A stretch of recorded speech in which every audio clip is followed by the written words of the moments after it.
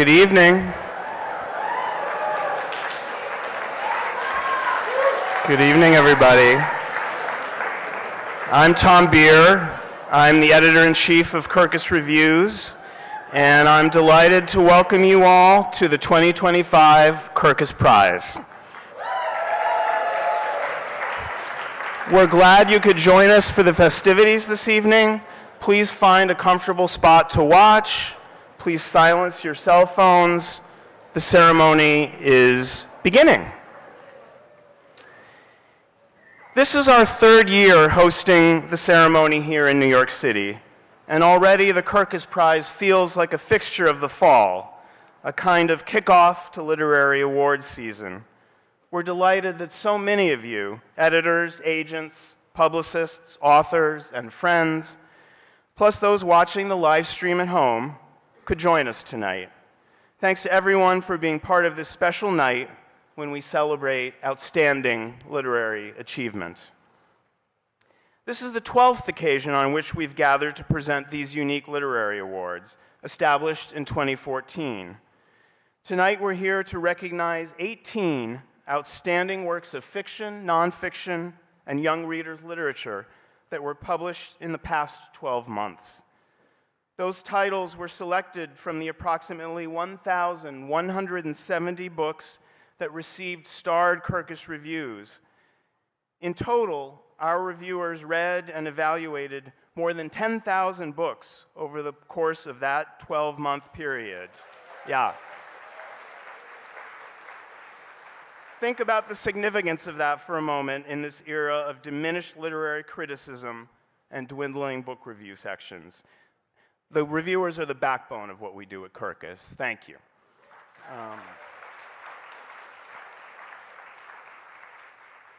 One book in each of the three categories tonight will win the Kirkus Prize, which comes with an award of $50,000 and a trophy. The trophy is a commissioned art piece created by the duo of Vezzini and Chen in London. Every detail is handmade, from the porcelain pages of the open book to the hand-blown glass dome and solid base. We create these every year as a gift of appreciation for the winners' contributions to our industry, our art, and our world.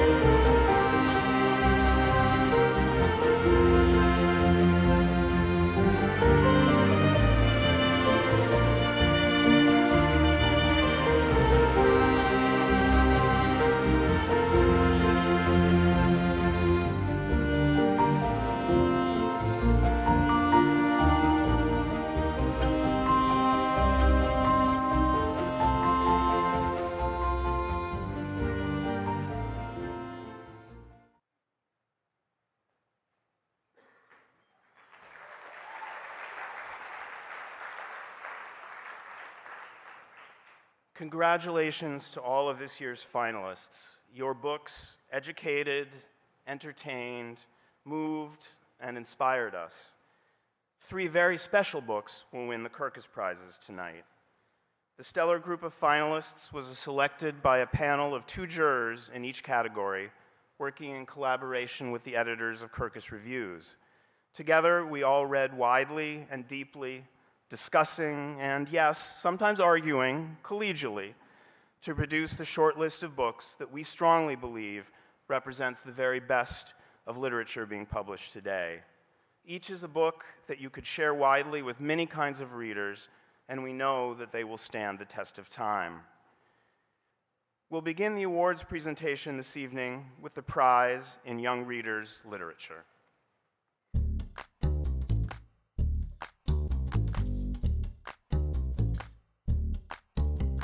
So, first things first, we're going to start out easy.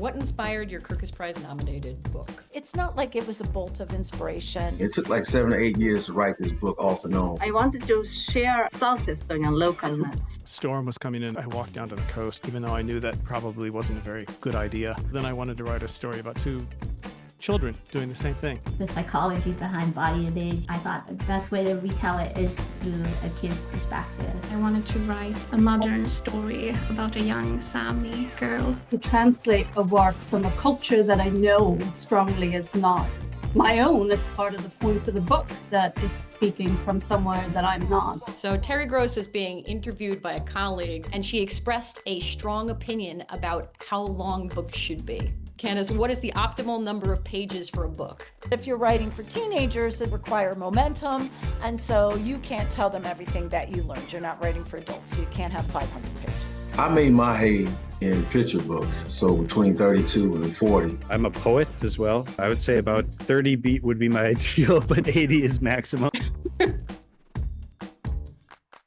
What does this recognition of your work mean to you, to be named a Kirkus Prize finalist? The awards is great, and the recognition, it's wonderful. But what you really take home is this feeling of camaraderie.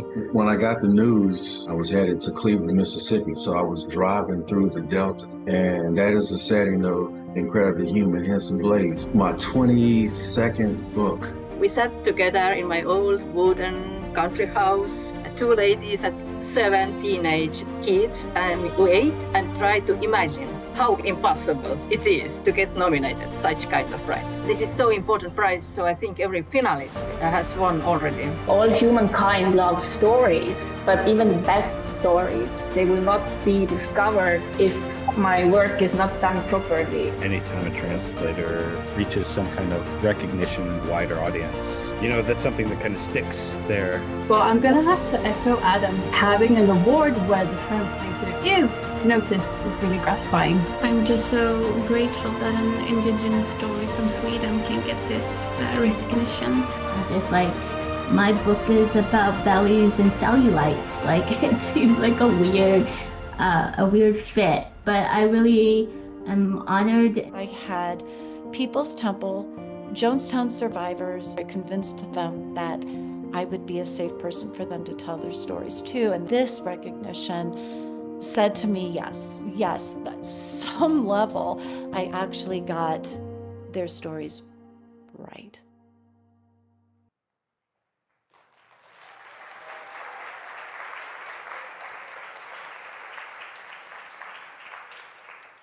I'd like to introduce the jurors in the Young Readers Literature category. Erica Long has been a school librarian, adjunct lecturer, and is the founder and consultant at Not Your Mama's Librarian, LLC. And Annette Y. Goldsmith is the Judaica librarian at Sephardic Temple Tiferet in Los Angeles, and a co-creator of the online resource Building a Global Youth Literature Collection 101. Erica and Annette were joined by Young Readers editors Manaz Dar and Laura Simeon. And here to present the Young Readers Literature Award is Manaz Dar.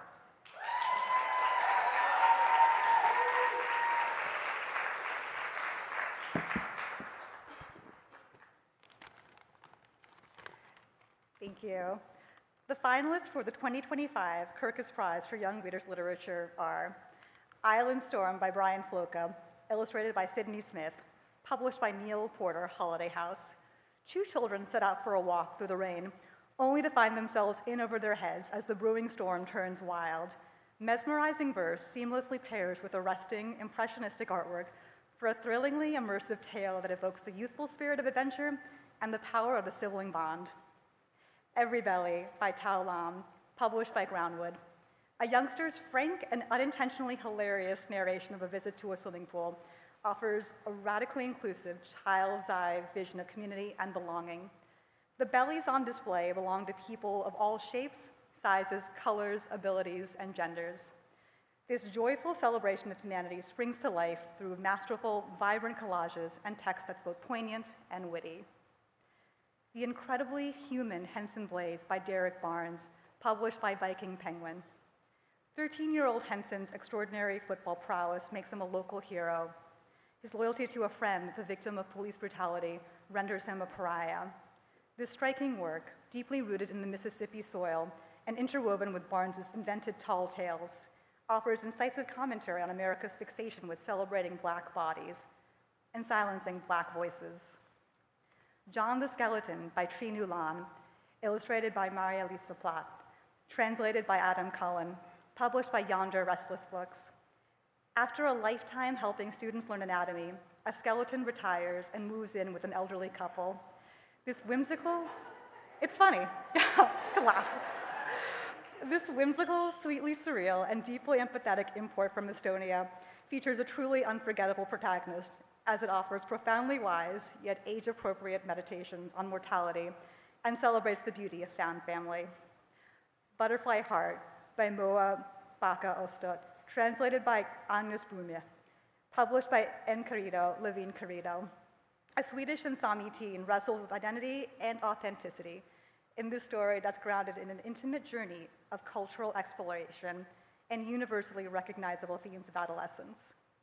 The exquisite, evocative prose, translated from Swedish, explores themes of explores the marginalization and objectification of Indigenous people, as well as a young girl's nuanced coming-of-age experiences with grief, puberty, shifting relationships, and social media.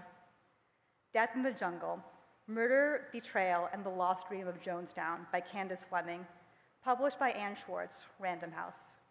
Compelling storytelling and a deeply compassionate tone distinguish this authoritative work of narrative nonfiction that revisits the widely known and widely misunderstood Jonestown tragedy. Fleming highlights racial and socioeconomic inequities that were cruelly exploited by those who took advantage of vulnerable people's hopes for a brighter future, while inviting readers to consider how this historical episode speaks to our own times. And the winner of the 2025 Kirkus Prize for Young Readers is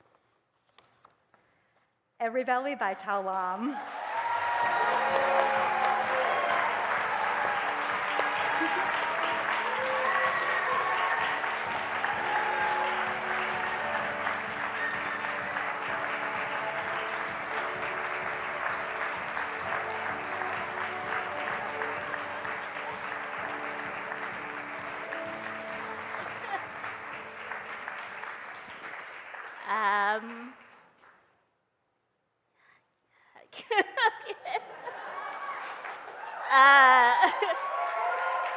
I actually wasn't expecting this at all. I was here for the fun. You know, like getting nominated as a finalist is incredible on its own. I guess first off, I gotta thank my publisher, Granwood Books, along with Karen Lee, my editor, our partner in crime. I'm very lucky to be in this industry, and very lucky to be to have editors that trust. Because usually when I come to them with an idea, it's half-baked, and they just say, "Let's do it," and I'm like, "Okay." But I'm so sorry. I was really not expecting this at all, so I had nothing prepared. Yeah. Thank you. Thank you, the Kirkus Books Reviews, and everybody else who's out there reading and writing and illustrating and publishing. It's very inspiring to see the stuff that's coming out. I do a lot of reading myself, just because I want to see what everybody's doing, what everybody's thinking, and what the, yeah, so, I'm just really, I'm very flustered because I wasn't expecting this at all. You guys really surprised. It's been a tough month. My dad got a kidney transplant after 12 years of waiting. And it didn't go so well. And I was like, oh, should I come to this? Should I not come to this? And then just like I saw him yesterday before I came here. And the nurse came to me and he said, "Oh, so you're the famous daughter." And I said, I'm like, oh, like, I was really floored because my dad knows I draw. That's what he thinks I do. And so, because we don't talk, it's complicated.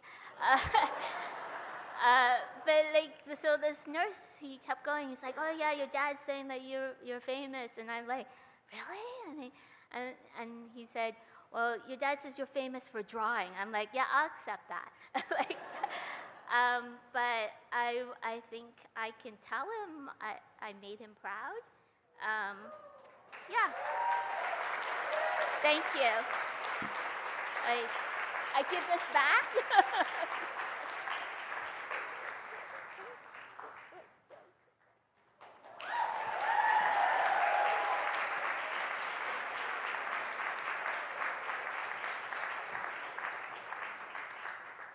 Congratulations, Tao. The next award this evening is the prize for nonfiction.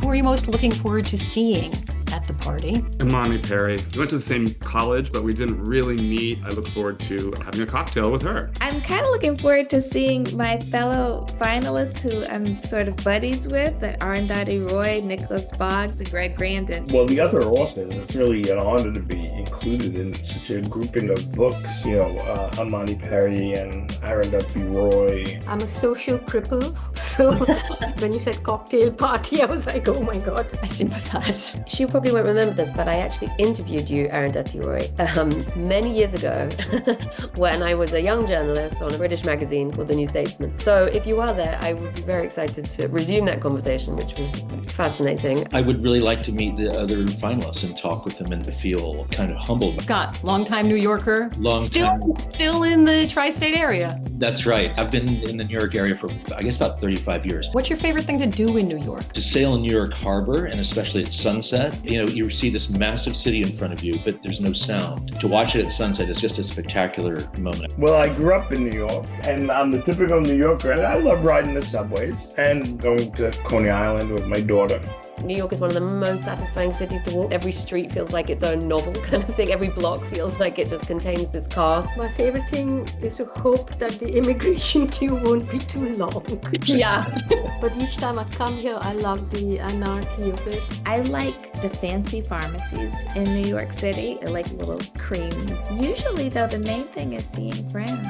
I have so many friends in New York. I live a couple blocks from the waterfront, so I like to walk my dog down to the Marcia Johnson Park and take a look at Manhattan across the way. And that's just part of my writing process and part of my daily routine, which I missed when I'm on tour. What does being named a Kirkus Prize finalist mean to you? Oh, it's a lovely honor. I mean, of course, everybody wants their work recognized. It's a delight. There's so many incredible books that have come out in the past year, and so this distinction, it's almost beyond, expression. I'm sure this is not an original thought, but when you're a writer, you're really toiling away in solitary confinement. And so to be nominated for the Kirkus Prize, it's just a wonderful kind of affirmation. Well, this is my first book. It's taken me 20 years to write. It's validation that the years I spent were not in vain. For me, prizes are strange. When you read the book, you see that there's something that happened in my childhood. Whenever I'm applauded, I always feel that someone is being beaten in the other room. But on the other hand, being the writer that I am, living in India, prizes are also a sort of political protection in some ways. My readers are my only protection because so many of us are always being threatened and so many are in prison and so on. So for me, it's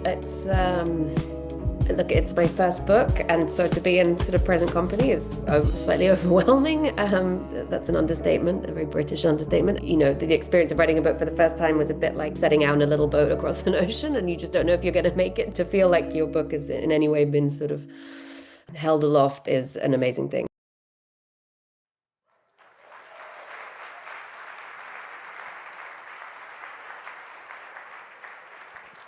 I'd like to introduce the jurors in the nonfiction category.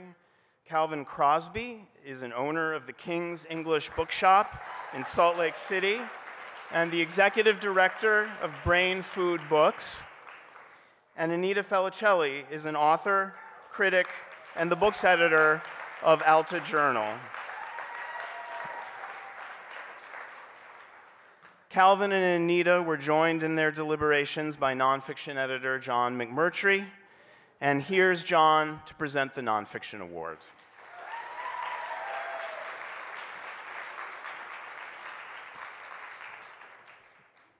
Thank you, Tom. Hello, everybody. Are we having fun? Good. The finalists for the 2025 Kirkus Prize for Nonfiction are King of Kings, The Iranian Revolution, a story of hubris, delusion, and catastrophic miscalculation by Scott Anderson, published by Doubleday. In this journalistic look back at circumstances that led to the overthrow of a dictator and his replacement with another despot, veteran war correspondent Scott Anderson reveals just how willfully oblivious the U.S. government was in the face of a coming storm.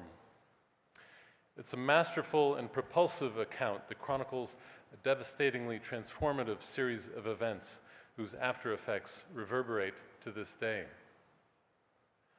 Baldwin, A Love Story by Nicholas Boggs, published by Fair, Strauss and Giroux. A refined portrait undergirded by a gracefully flowing narrative, Nicholas Boggs's singular biography convincingly demonstrates that James Baldwin's intimate relationships with four men, his spiritual father, a blood brother, an artistic collaborator, and the love of his life, awakened the creativity of this generous-hearted author. A Marriage at Sea, a true story of love, obsession, and shipwreck by Sophie Elmhurst, published by Riverhead. Half a century ago, Maurice and Marilyn Bailey left their sleepy suburban life in England to brave the high seas. As the subtitle of Sophie Elmhurst's book suggests, things did not go quite as planned. Her tale is a vivid retelling of their ordeal, but it's also a tender examination of what kept a couple together despite extraordinary obstacles. America, America, A New History of the New World by Greg Grandin, published by Penguin Press. With seeming effortlessness, Greg Grandin weaves together centuries of history to give us an eye-opening overview of two continents that are linked yet have long been at odds. Our current discord, he skillfully shows, is deeply rooted in dynamics that date to European expansionism and is fueled by views steeped in generations of conquest and subjugation. Black in Blues, How a Color Tells the Story of My People by Imani Perry, published by Echo HarperCollins. Lyrical and meditative, Imani Perry's study is an inspired perspective on Black life in America. Personal and historical and rich in vibrant anecdotes, her scintillating work explores the past through the prism of one color, uncovering both beauty and its opposite in equal measure. Mother Mary Comes to Me by Arundhati Roy, published by Scribner. Before becoming a best-selling novelist, Arundhati Roy left home at a young age to study architecture, finding her way into the world of words after an unexpected foray in the Indian film and TV industry. In this astute and wry memoir, she entrances readers, recounting how she forged a path for herself out of the shadow of her domineering and unforgettable mother. I have an envelope here. And the winner of the 2025 Kirkus Prize for Nonfiction is King of Kings by Scott Anderson.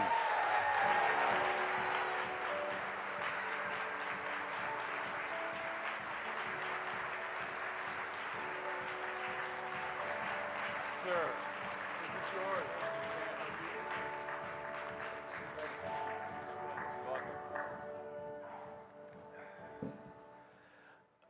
Well, like Tao, I was so sure that I was not going to get this, but I didn't have anything prepared. This is a tremendous honor. I felt tremendous honor just to be in the company of the other people that were the finalists. So I already felt incredibly honored. There's two people I would really like to thank above all else that have kind of guided my career from the beginning. My wonderful editor, Bill Thomas at Doubleday, and my equally wonderful agent, Sloan Harris. And I also, my date tonight was my daughter, Natasha, who I'm closest to of anyone in the world. I'm about to lose her to college next year, so it's just a wonderful event I can share with her. So thank you very much. This is great. Thank you.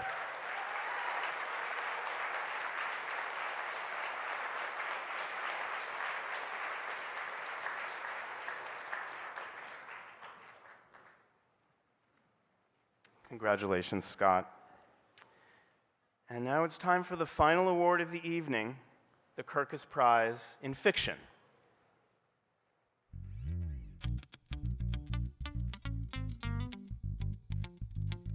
Who are you most looking forward to seeing at the party? Oh, I would like to see as many writers as possible. Mega, I think I've met on Zoom, but I hope we can meet in person. I hope so too. I was thinking that everybody know each other, and often the odd ones out are really the authors who've like traveled from some cabin in the forest and like taken the cobwebs out of their hair. I am literally in a cabin in the woods at the moment. Despite the fact that it's sort of notionally a competition, I've made friends with writers exactly through the sort of crucible of the tension that builds up around a big prize like this. So it's a fantastic thing. Kind of, sometimes. I will admit that I'm a little bit of an Allegra Goodman fangirl, but I'll keep it in check. What's your favorite thing to do in New York? Ride the subway. People are bragging on the subway lately, and I'm not interested in it. It's just narrative rich. Some of the finest lines of dialogue ever uttered, the subway. Well, I lived in Brooklyn above a bagel shop, and Austin has many great culinary things happening, but bagels are not one of them. I like taking the F train to Jackson Heights and eating puchka on the street. It's a kind of street food which is very popular in my hometown. What I really love is to listen to New Yorkers fighting in the street. What inspired your Kirkus Prize nominated novel? And there wasn't, I'm afraid, really one moment of forehead slapping inspiration. It sort of grew out of a number of different things. I began thinking about this book about a decade ago and what it feels like to be coming into real adulthood in the current American landscape. Over 20 years ago, I saw as an aside in parentheses this mention of a noblewoman who sailed to the New World in 1542 and was marooned on an island in the Gulf of St. Lawrence. And the parentheses closed. Author went on talking about Jacques Cartier's explorations, and I never forgot about Marguerite. I wanted to look at loneliness in all its different forms and to have a book to put on the shelf alongside Snow Country and Unbearable Lightness of Being and Love in the Time of Cholera. It began with me reading really frightening predictions of how climate change is going to affect the future of Kolkata, which is my hometown. And finally, I had my first son in 2021. I really became so interested in the ferocity of that love. The Slip is largely set in a boxing gym in Austin. I was instantly enamored with this gym. Everyone was there. I was brand new to the city, and there were people like me, every race, every religion, every profession. And as a writer, I'm really interested in this question of how do we all live together in America? Can we all live together?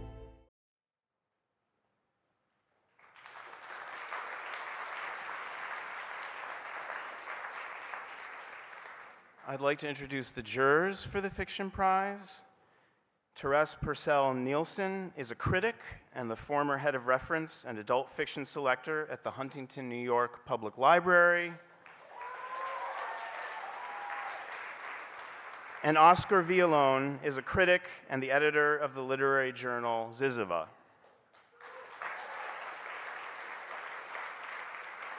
Therese and Oscar were joined in their deliberations by fiction editor Lori Muchnick, and here's here's Lori to present the Fiction Award.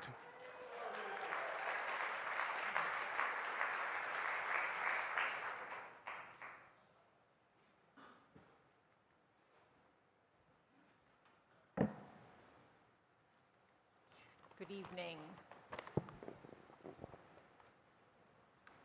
The finalists for the 2025 Kirkus Prize for Fiction are The Loneliness of Sonia and Sunny by Kiran Desai, published by Hogarth. Two young Indian writers are far away from home and shockingly lonely. Will their grandfather's meddling bring them together or push them apart? Desai's sweeping, immersive novel explores big issues: love, art, family, belonging, while taking time to revel in sensual details of everyday life. The Wilderness by Angela Flournoy, published by Mariner Books. Desiree, Nakia, January, and Monique are four friends traversing the wilderness of adult life together from their 20s through their 40s. Flournoy renders characters and relationships with warmth and depth, and the book's hard look at social and political realities give it teeth. Isola by Allegra Goodman, published by the Dial Press. Marguerite de la Roque was a 16th century French noblewoman whose guardian left her stranded on an island in the Gulf of St. Lawrence, where she survived for more than 2 years. Goodman's sweeping page-turner, based on this true story, is at once historical and modern, intimate and epic, personal and powerful. A Guardian and a Thief by Megha Majumdar, published by Knopf. With gorgeous writing and the pacing of a thriller, Majumdar's novel transports the reader to near-future Calcutta, India, which has been ravaged by drought and severe food scarcity. When a man steals a purse containing a mother's precious passports, the fates of two families become disastrously intertwined, an electrifying depiction of dignity and morality under siege. The Slip by Lucas Schaefer, published by Simon & Schuster. One day in 1998, a teenager named Nathaniel Rothstein goes missing from his uncle's house, setting off a densely packed plot that bobs, weaves, and levitates around a boxing gym in Austin, Texas, over the course of 16 years.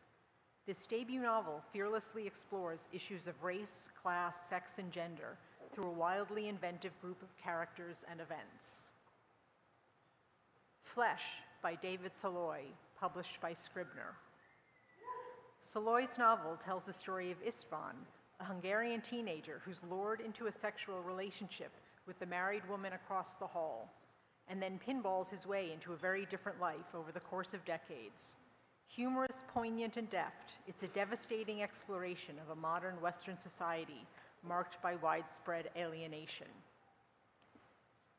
And the winner of the 2025 Kirkus Prize for Fiction is The Slip by Lucas Schaefer.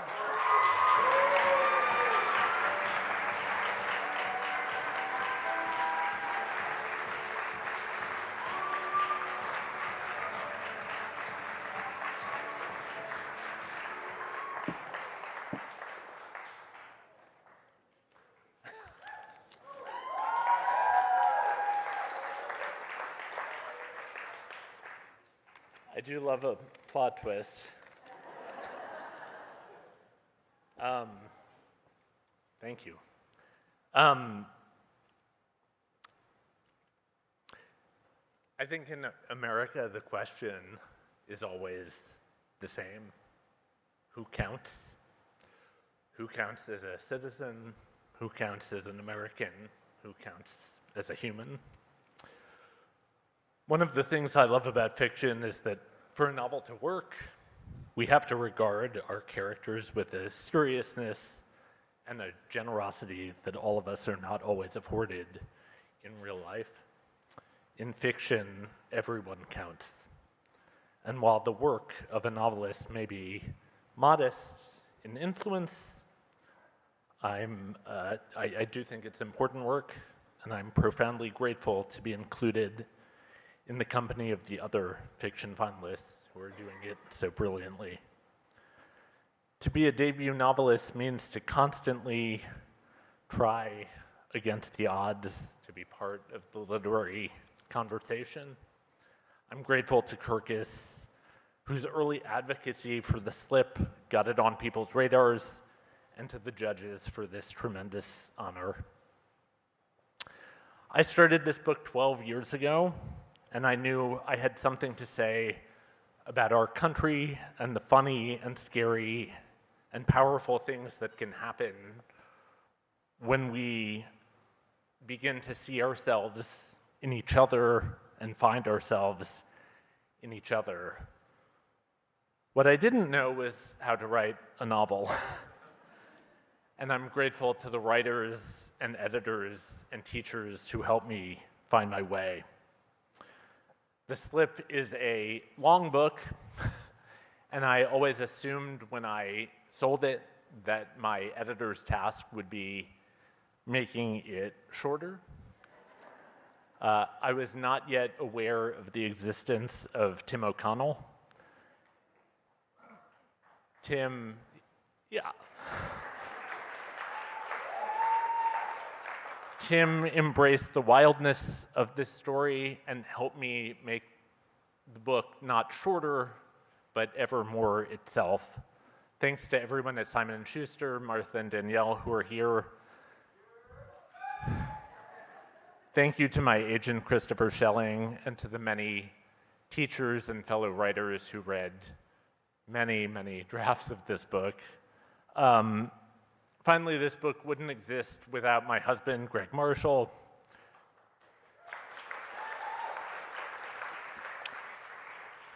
Greg was supposed to be here tonight, but our 11-month-old had other ideas. We've been on this journey together, this writing journey together. It's at times been hilarious, it's often been harrowing, a slog, haunting, and I wouldn't do it with anyone but you. And thank you, I'm very honored.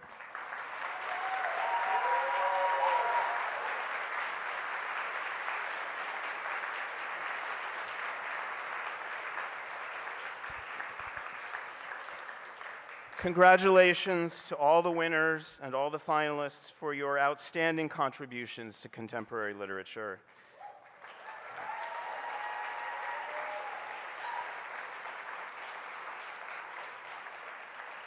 I'd like to extend our appreciation to Kirkus co-chairman Herb Simon and Mark Winkleman, without whom the prize and the magazine would not exist. And a big thank you to our production team, Wildbound PR, and to the publicist for the Kirkus Prize, Kimberly Burns of Broadside PR. Thanks to all of you watching at home on YouTube, and for those of you here with us in New York, we invite you to stay to enjoy the food and drink from the buffet stations set up around the room. And please stop by the Hive Mind book table right over here. That's Jules waving at you. Signed copies of all the finalists and winners are on sale there. Have a wonderful evening.